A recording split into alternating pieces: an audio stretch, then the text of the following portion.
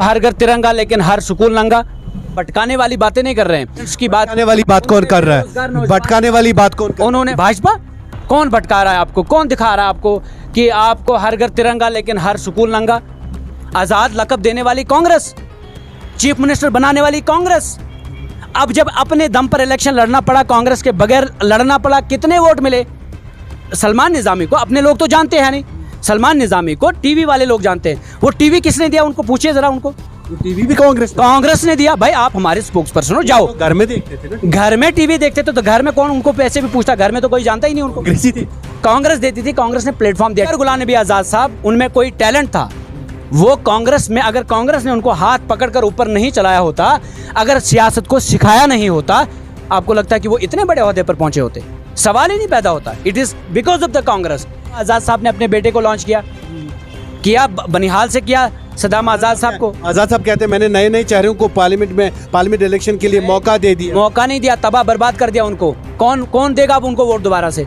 हाँ, चुनाव वैली में कौन सा नौजवान दिया था? 75 साल का बुजुर्ग दिया था हमें, जीएम सुरूरी साहब। कितने वोट मिले? 9 करोड़ सेंटर से लेके 2-3 करोड़ अपने भी खर्च करके कितने वोट मिले?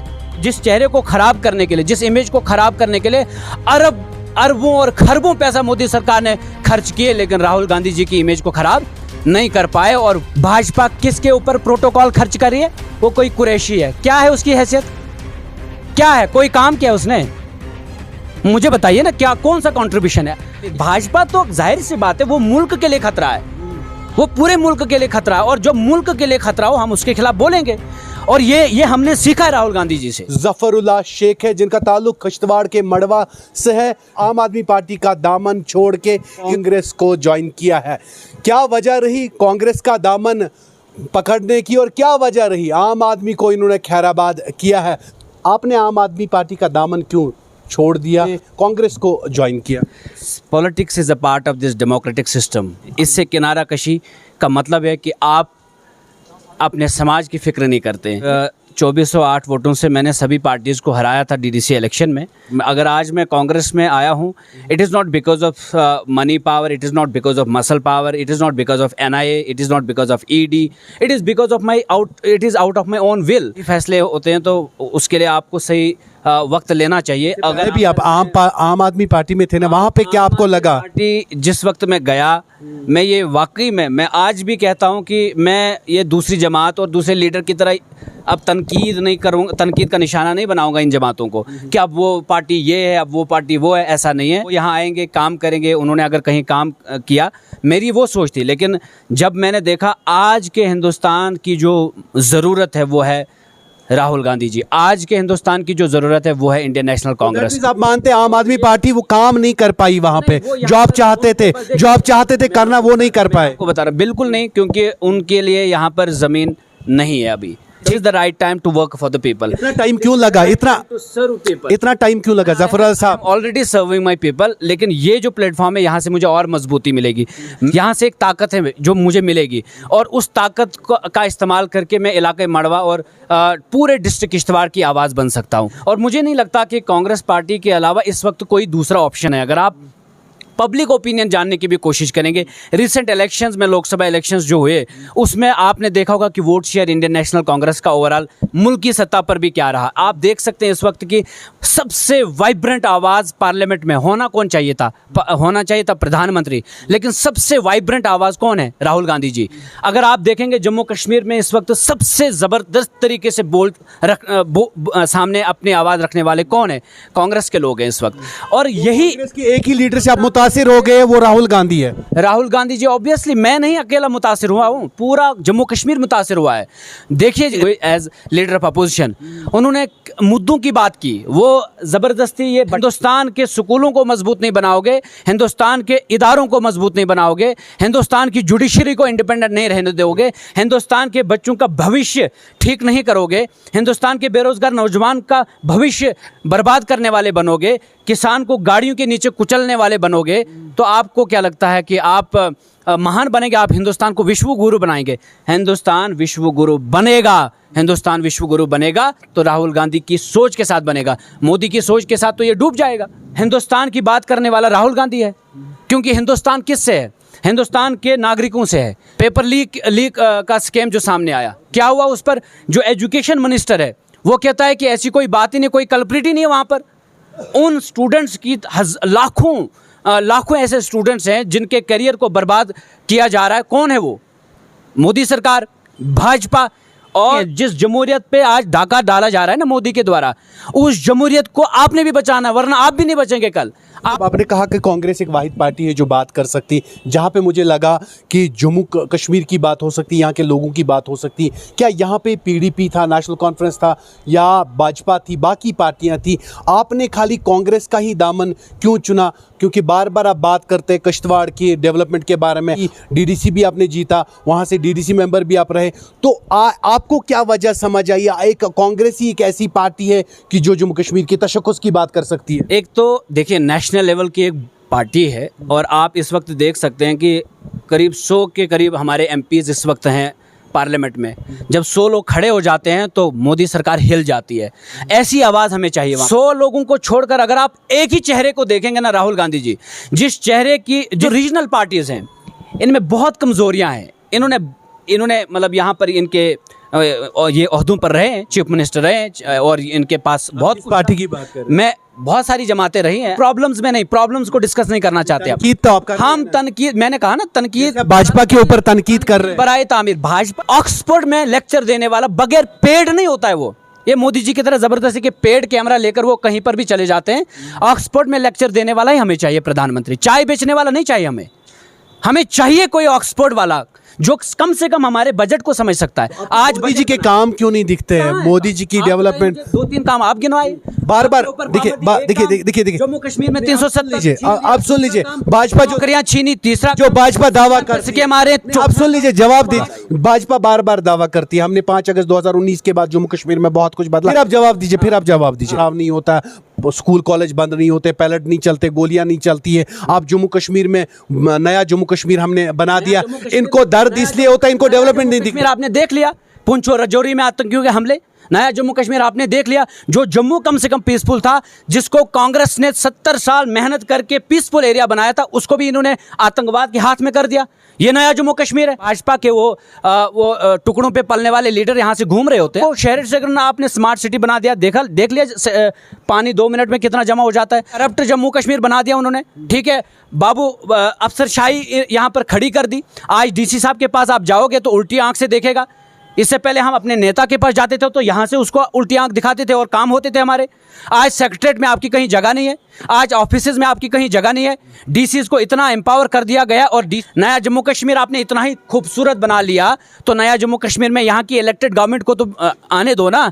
डीडीसीज के लिए आपने इलेक्शन कराया, फिर डीडीसीज को डिसएम्पावर करके रखा है। ये इंस्टीट्यूशन इतना खूबसूरत इंस्टीट्यूशन था, दावे तो आपने बड़े किए कि हमने 3rd टायर लागू कर दिया, लेकिन 3rd टायर का आपने पंचर भी निकाल दिया। जम्मू कश्मीर में आपने सब इंस्पेक्टर के जो स्कैम्स आपके आने के बाद हुए ये भी दिखाए। सत्यपाल मलिक ने आपके पोल खोल दिए। बता दीजिए, हम खुद कहते हैं ये नया जम्मू कश्मीर है, चोरों का नया जम्मू कश्मीर, डाकुओं का नया जम्मू कश्मीर। जम्मू वालों के साथ नाइंसाफी होती है। कश्मीर की 2 लेडीज आपने रखी हैं हमारे सरों पर बिठाकर। जम्मू में भी कोई लेडीज थी, दिखाइए, है कोई लेडी वहां पर? है, एक तरह से हिना भट्ट का चेहरा नजर आता है, दूसरी तरफ से इंदिराबी जी का चेहरा नजर आता है, और कोई चेहरा नजर आता है? बताइए, यही नया जम्मू कश्मीर है? बिना वोट के लीडर बना दिया आपने, यही नया जम्मू कश्मीर है? हारे हुए को सर पे बिठा दिया, यही नया जम्मू कश्मीर है?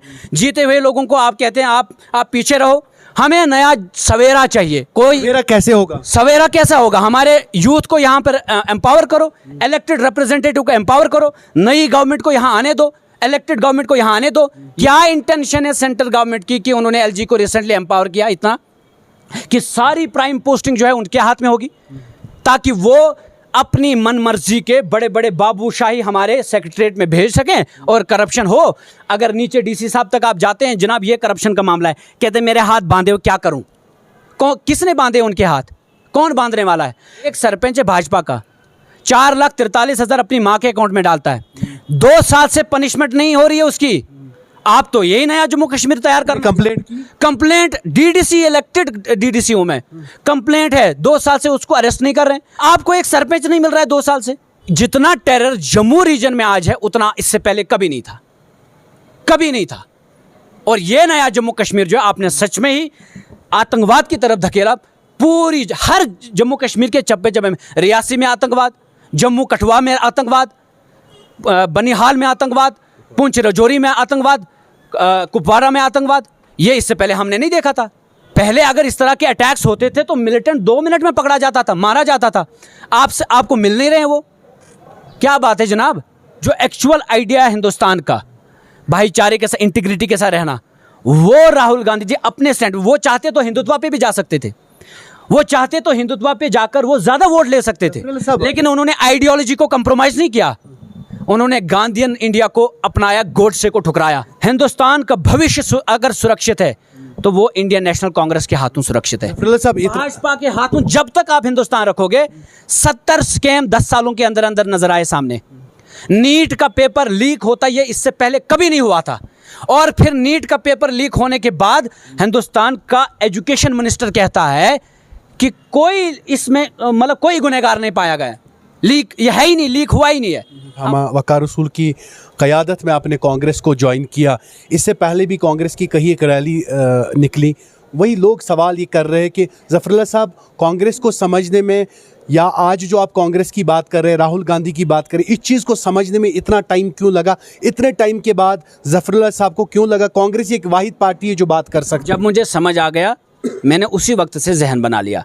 लीडर अवाम का लीडर होता है, अवाम के साथ बाकायदा तौर पर चीज़ें डिस्कस की जाती हैं और उसके बाद फैसले लिए जाते हैं। राहुल गांधी जी को मैं सुन कर मतलब मेरे अंदर ये जज्बा आ गया कि मैं भी इसी तरह रिप्रेजेंट करना चाहता हूँ। इतने बड़े लेवल पे तो नहीं कर सकता, लेकिन कम से कम अपनी स्टेट में, कम से कम अपने किश्तवाड़ डिस्ट्रिक्ट से मैं रिप्रेजेंट तो कर सकता हूँ। जम्मू कश्मीर के नौजवानों को कांग्रेस का हाथ और कांग्रेस का दामन थामना चाहिए और राहुल गांधी जी के साथ आगे बढ़ना चाहिए। हम वकार रसूल साहब इतने यंग, इतने एनर्जेटिक, क्या मतलब मुद्दों की बात करते हैं। कभी आपने देखा उन्होंने भटकाया आपको इधर से उधर, उधर से इधर?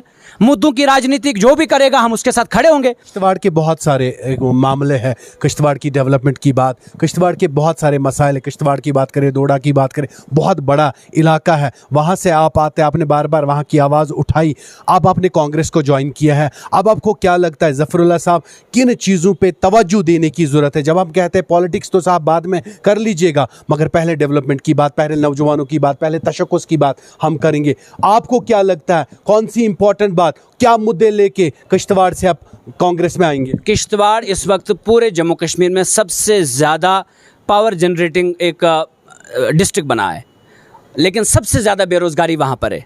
बेरोज़गार नौजवान की कोई बात ही नहीं करता है। और सबसे पहले अगर मैं इस प्लेटफॉर्म पर आया, ये सोच लेकर आया कि हमने बेरोज़गार नौजवान की बात की है, बात करनी है और करेंगे इंशाल्लाह, और दमखम के साथ करेंगे और हुकूमतों के साथ टकराएंगे और हुकूमतों से अपना हक छीन कर लेंगे। टूरिज़्म का इतना ज़्यादा पोटेंशियल है, लेकिन उस टूरिज़्म को एक्सप्लोर करना है। मैंने एलजी सरकार में सिर्फ डांस पार्टियाँ होते हुए देखी, मैंने सिर्फ वो मुजरा वाले डांस कराते हैं। हमारी बच्चियों को स्कूलों में टीचर चाहिए था, वो उनको स्टेज पर लेकर नचवाते हैं। अब वो कहते हैं नाच तो लिया हमने, स्कूल में जाकर हमें टीचर भेजिए। पिछले 12 साल से नया कोई टीचर रिक्रूट नहीं हो रहा है। हम क्लासरूम में जाते हैं, लेकिन क्लासरूम में टीचर पढ़ाने के लिए नहीं होता है। हम उन बच्चों की आवाज़ बनेंगे, क्योंकि पढ़ने की एक एज होती है जब आप उस एज में उनके पास बेटर जो फैसिलिटीज़ होती हैं, जो इंफ्रास्ट्रक्चर उनको रिक्वायर होता है, जब आप उनके पास वो नहीं रखते, उनका कैरियर बर्बाद हो जाता है। और एलजी मनोज सिन्हा साहब को इससे कोई लेना देना ही नहीं है। 12 साल से कोई नया टीचर नहीं है। डिस्ट्रिक्ट किश्तवाड़ में हायर सेकेंडरीज में हमें 280 लेक्चरर्स की ज़रूरत है, लेकिन इस वक्त जो रिक्वायर्ड तो 280 हैं, लेकिन इस वक्त टोटल 136 हैं, यानी 50% स्टाफ भी हायर सेकेंडरीज में नहीं है। जो स्कूल्स फंक्शनल होते हैं उनको भी वहाँ से स्टाफ उठाकर कहीं और ऑफिसेज में भेजा जाता है और उन स्कूलों का भी कबाड़ा कर दिया जाता है। चिनाब वैली में सबसे ज़्यादा एक्सीडेंट्स होते हैं, लेकिन जब एक्सीडेंट्स में बहुत सारे लोग जो हैं शदीद क्रिटिकली इंजर्ड हो जाते हैं, जब हॉस्पिटल में ले जाते हैं तो हॉस्पिटल में इलाज नहीं होता है और वो हॉस्पिटल में ठीक होने के बजाय मर जाते हैं। यानी कि कोई उम्मीद नहीं रहती वहां पर कि अब कोई बच भी सकता है। ठीक है, आम आदमी पार्टी के साथ रहे, ये इशू आपने तब उठाए, इन मुद्दों को तब सुना गया, इन चीजों का अजाला हुआ। ये बातें मैंने उधर उठाई, लेकिन मुझे जब महसूस हुआ कि ये चीजें वहां तो हाल ही नहीं हो सकती हैं, तभी आपने कांग्रेस का दामन थामा। एब्सोल्युटली। हम अपना टाइम अगर कांग्रेस में ये चीजें नहीं होती, then what is the next option? ये सवाल ही नहीं पैदा अगर नहीं होता। कांग्रेस ने हिंदुस्तान को बनाया। ये जो आर्मी आप देख रहे हैं, इतनी बड़ी ताकतवर आर्मी खड़ा की है, किसने की है? मोदी जी ने की है। मोदी जी ने तो आर्मी इस इंस्टीट्यूशन को बर्बाद करने की कोशिश की, वो जो अग्निवीर स्कीम लेकर आए। ये जो हिंदुस्तान में इतना बड़ा पावरफुल मुल्क आज बन रहा है, ये किसने किया? ये जो लिबरलाइजेशन की पॉलिसी, ये जो यहाँ पर जो इंडस्ट्रियल पॉलिसी लेकर आए, कौन लेकर आए? मनमोहन सिंह साहब वही लेकर आए ना। ओपन इकोनॉमी का कॉन्सेप्ट हिंदुस्तान में किसने लाया? इकोनॉमिस्ट ने लाया।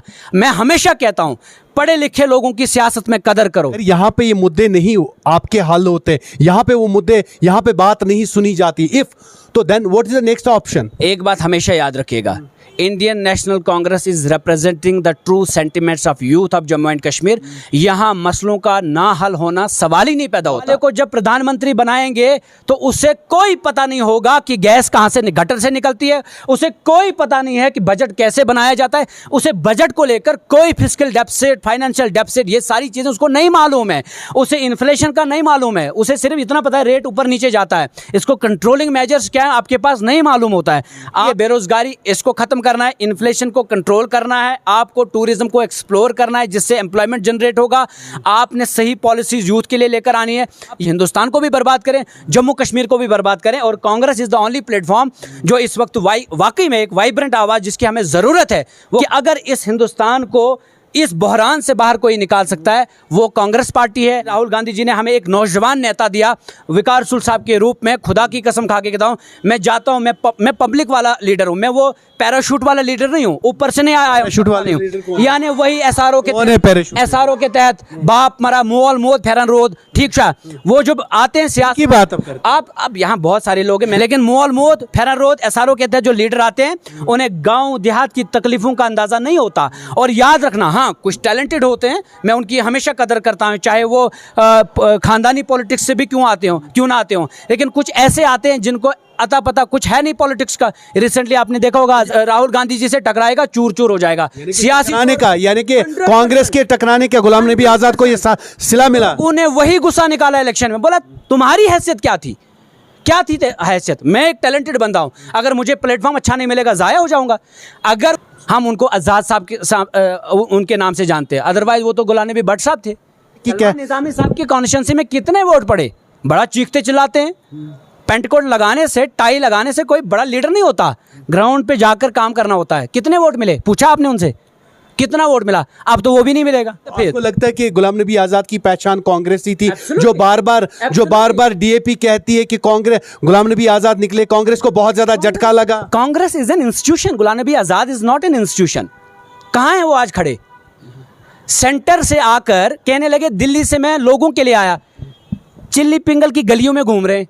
अल्लाह ताला ने जब किसी के ऊपर जवाल लाना होता है ना, उरूज मिलता है, फिर नीचे गिर जाता है ना इंसान, वही हुआ उनके साथ।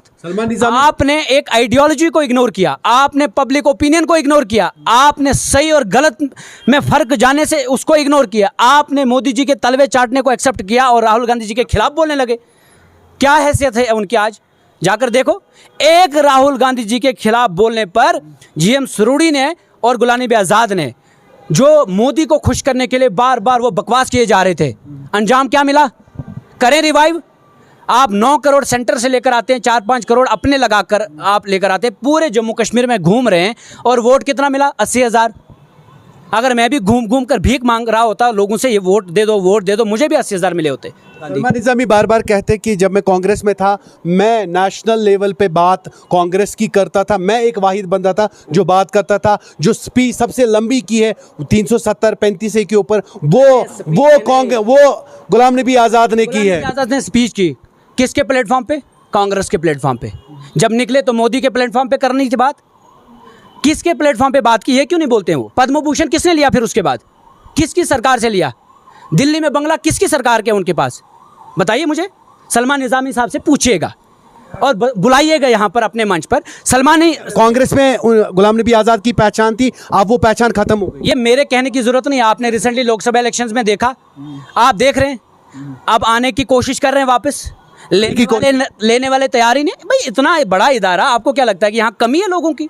तुमने जम्मू कश्मीर को अंधेरे में रखा, तुम्हें चीफ मिनिस्ट्री तक दे दी, तुमने लास्ट पे क्या कह दिया कि मैं चीफ मिनिस्टर खुद ही बनाता था, और हद तो ये हो गई, कहने लगे मैं हिंदुस्तान भर में चीफ मिनिस्टर बनवाता था, और वो निकल गए तो तेलंगाना में सरकार आ गई। अगर वो कांग्रेस में होते तो तेलंगाना में भी हार गए होते। जितनी भी गंद थी ना वो निकल गए। हिंदुस्तान की बात करेंगे, गांधी की बात करेंगे और गॉडसे की आइडियोलॉजी को यहाँ पनपने नहीं देंगे। ये जो यहाँ पर सारे जम्मू कश्मीर में ये जो आज हाईजैक्ड सिस्टम है ना, ये रहने वाला नहीं है। तोड़ेगा कौन? शाह साहब, लेकिन उनको भी हिंदुस्तान की जनता ने तोड़ दिया, दिखा दिया औकात। आज बैसाखियों के सहारे चल रहे हैं ना, ये तो अभी शुरुआत है। 5 साल अगर उनकी सरकार चली तो फिर मेरा नाम मत लीजिएगा इस कांग्रेस पार्टी में कभी। अब मरेंगे भी यहीं, जिएंगे भी मरे। धोखा नहीं देंगे एनआईए कांग्रेस को, धोखा अब एनआईए ईडी धोखा छोड़ के नहीं जाएंगे। हम तब भी बोले छोड़ के नहीं जाएंगे, नहीं जाएंगे, छोड़ के नहीं जाएंगे। ये क्लिप बना दीजिए, ये क्लिप बना recorded दीजिए। है। हम यहाँ पर लड़ेंगे, यहीं पर मरेंगे और एक गांधी की आइडियोलॉजी के साथ। आम आदमी पार्टी में भी यही वर्ड्स इस्तेमाल किए थे? पार्टी में मैंने पहले इस्तेमाल किए थे यही वर्ड्स? मैं छोड़ के जाऊंगा। मैंने ये कहा था कि आम आदमी पार्टी ने दिल्ली में काम किया, आम आदमी पार्टी ने पंजाब में काम किया। ओवरऑल मेरी तड़प ये है कि काम हो जाए। आम आदमी पार्टी को खैराबाद किया और उसके बाद इनका कहना यह है मरेंगे साहब यहीं पे और जिएंगे भी कांग्रेस में, कांग्रेस का दामन छोड़ के नहीं जाएंगे और कांग्रेस को कभी भी धोखा नहीं देंगे।